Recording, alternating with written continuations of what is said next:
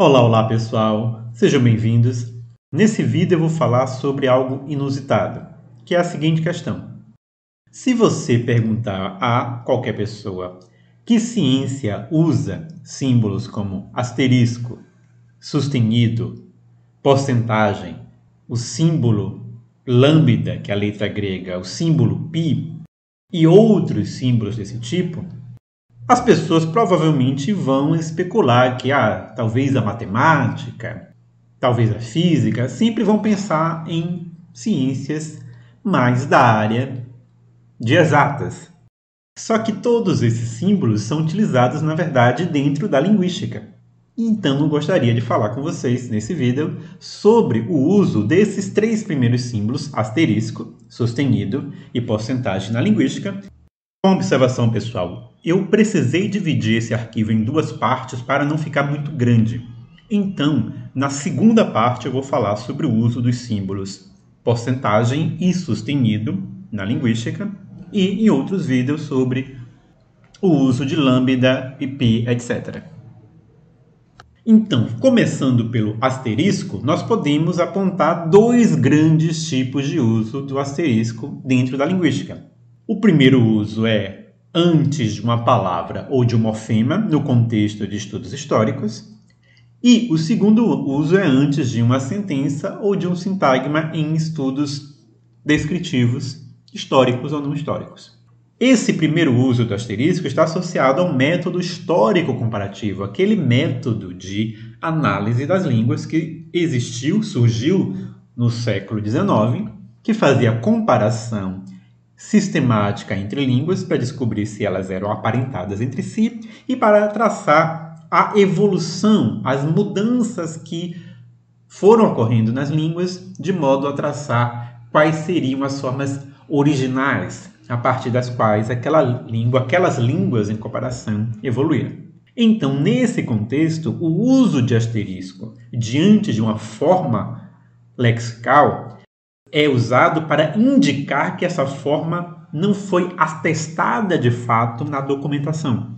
Ou seja, trata-se de uma forma que foi reconstruída, uma forma hipotética. Com base na comparação entre várias línguas, essas palavras aqui devem ter vindo de uma forma que tinha esse formato. Mas nós não temos uma documentação de que tal forma existiu de fato.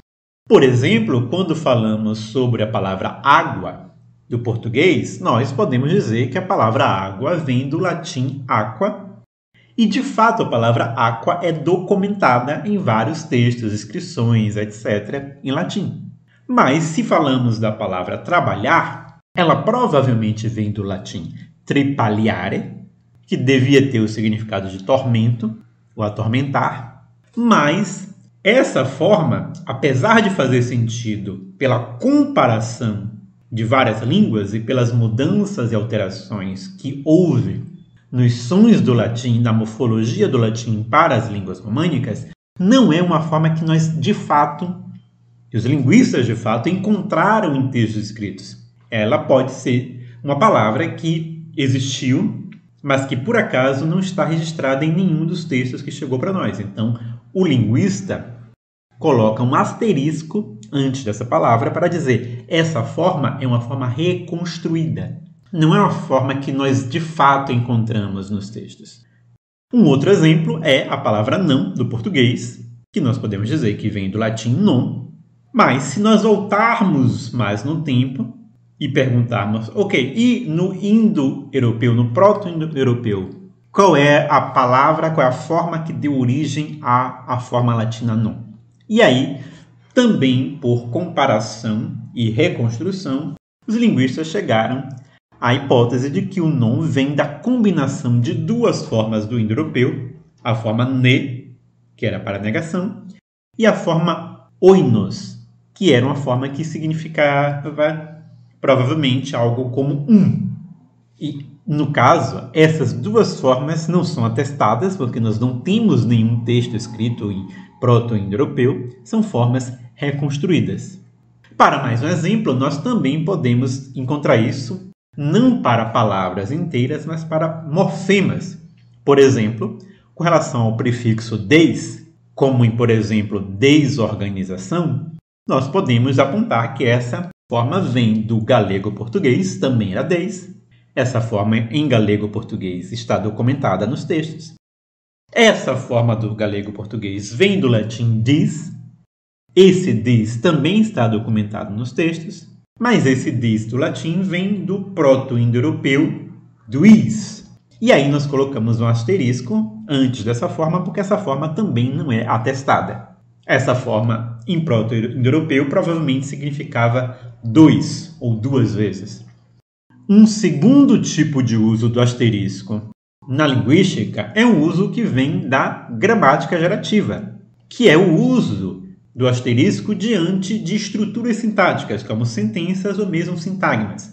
E esse asterisco serve para indicar que a sentença é agramatical ou inaceitável. Ou seja, que aquela frase, que aquela sequência ali não é gerada de acordo com as regras internas da língua. Não é gerada de acordo com a gramática internalizada na cabeça dos falantes. E nós podemos chegar a essa conclusão a partir da consulta da aceitabilidade da sentença por parte dos falantes. Então, por exemplo, para uma sentença como João gosta de Maria, isso é uma boa sentença em português, perfeitamente aceitável, perfeitamente normal. Só que a mesma estrutura, palavra por palavra, em inglês, John likes Olive Mary, não é uma boa sentença em inglês. É uma sentença ruim, uma sentença agramatical. E nós colocamos esse asterisco na frente da sentença justamente para indicar que ela não é gramatical em inglês. Da mesma maneira, em 3, com ou sem a preposição Juan gusta de Maria ou Juan gusta Maria, não é uma boa frase em espanhol. Em espanhol, a maneira de usar o verbo gustar é bastante diferente da maneira de usar o verbo gosta no português. Então, essa sentença aí também é agramatical, nós marcamos isso com asterisco. Muitas vezes também se coloca um ok sobrescrito antes da sentença para indicar que ela é uma boa sentença. A rigor, a sentença 1, por ser boa, por ser uma sentença aceitável, gramatical, não recebe nenhuma indicação.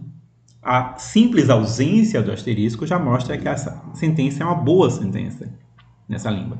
Só que em alguns casos, alguns autores podem colocar um ok em superescrito antes da sentença para deixar mais claro que essa não é uma sentença que não foi avaliada ainda, já é uma sentença que nós já fizemos uma avaliação de gramaticalidade, já concluímos que ela é gramatical.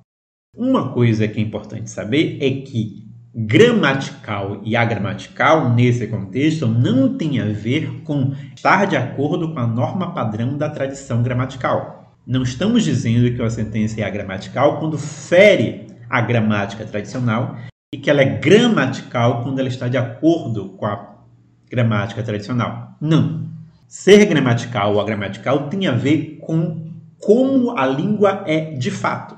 Então, numa sentença como 4, os meninos tudo saiu ontem, isso é uma sentença que fere a norma padrão do português.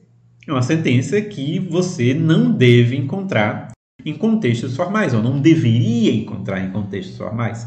Ainda assim, todo e qualquer falante do português brasileiro fala assim. Fala de acordo com esse padrão. Então, essa sentença 4 é gramatical. Agora, por exemplo, a sentença 5, os tudo menino saiu ontem, com esse tudo aí entre os e menino, já é uma sentença que não é uma boa sentença em português brasileiro. Não é uma forma normal como os falantes usam sentenças no português brasileiro. Da mesma maneira, a sentença 6, que tem todas as concordâncias, os todos meninos saíram ontem, ela continua sendo agramatical, apesar da concordância, porque essa ordem de elementos não é uma boa ordem em português. Não é assim que os falantes de português brasileiro ordenam os elementos na sentença, na língua, ao falar português brasileiro. Antes de passarmos para o próximo símbolo, é importante dizer que esse uso de asterisco para indicar a gramaticalidade também pode ser feito antes de palavra, desde que nós estejamos discutindo a formação da palavra, como é que a palavra é construída morfologicamente. Então, por exemplo, nós podemos reconhecer que em português nós podemos pegar o verbo lavar, podemos pegar o sufixo dor e construir a palavra lavador. E assim podemos fazer com vários verbos. Matar mais do pode dar matador. Pensar mais do pode dar pensador. Mas não é todo verbo que aceita isso. O verbo estar mais dor não dá estador. Estador não é uma palavra boa em português, não é uma palavra bem formada em português. Então nós estamos dizendo a mesma coisa, só que no nível da palavra. Essa formação gramatical não é boa em português. Essa combinação de elementos não forma uma sequência aceitável para os falantes de português. Eu vou ter que parar por aqui, mas eu volto na segunda parte desse vídeo e Deus abençoe vocês.